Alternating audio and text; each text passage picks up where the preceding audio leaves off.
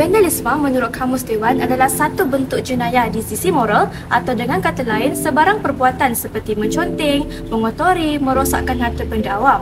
Vandalisme ini dianggap sebagai salah satu masalah tingkah laku yang membawa berlakunya gejala jenayah dalam kalangan pelajar. Melalui artikel yang telah dipilih ini, saya akan menekankan dua objektif, iaitu yang pertama, mengenal pasti faktor berlakunya masalah vandalisme dalam kalangan pelajar, dan yang kedua, mengenal pasti langkah-langkah yang boleh diambil bagi mengatasi masalah vandalisme dalam kalangan pelajar sekolah.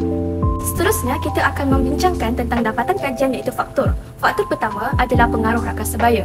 Hal ini kerana pelajar-pelajar banyak menghabiskan masa bersama rakan-rakan mereka berbanding guru ataupun ibu bapa. Hal ini akan menjadi masalah besar apabila rakan sebaya itu membawa pengaruh negatif kepada mereka dengan mempengaruhi ataupun menghasut pelajar-pelajar lain untuk menjalankan masalah tingkah laku ini, iaitu vandalisme. Pelajar cenderung untuk patuh dan mendengar arahan kawan dan tak ikut-ikut perbuatan negatif rakan sebaya itu. Faktor yang kedua berpunca daripada keluarga. Kelakuan dan tingkah laku anak-anak dipengaruhi oleh gaya asuhan ibu bapa.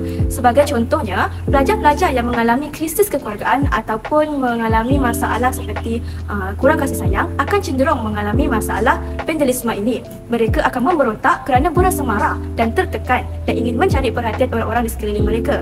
Dapatan kajian seterusnya adalah langkah-langkah yang boleh diambil bagi mengatasi masalah vandalisme. Yang pertama, peranan pihak sekolah. Pihak sekolah perlulah mengambil tindakan tegas terhadap gejala merosakkan harta benda ini dengan menekankan hukuman yang akan dikenakan untuk pelajar yang terlibat dalam masalah vandalisme ini.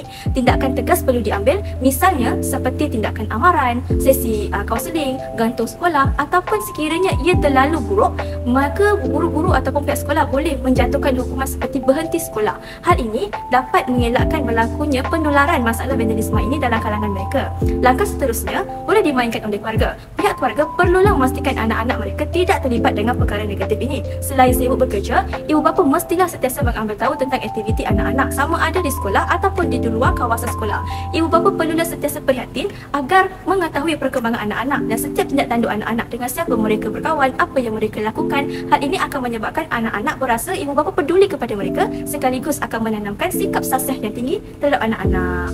Kesimpulannya, masalah gejala vandalisme dalam kalangan pelajar sekolah maupun remaja di Malaysia dilihat tidaklah terlalu teruk, namun sekiranya masalah ini tidak dipandang serius, ia boleh memberi impak yang negatif bukan sahaja kepada negara, malahan masyarakat dan juga diri sendiri. Masalah vandalisme yang melanda remaja pada hari ini dipengaruhi oleh beberapa faktor yang telah saya bincangkan. Oleh itu, semua pihak perlulah memainkan peranan mereka untuk mengatasi masalah gejala tingkah laku, khususnya vandalisme ini.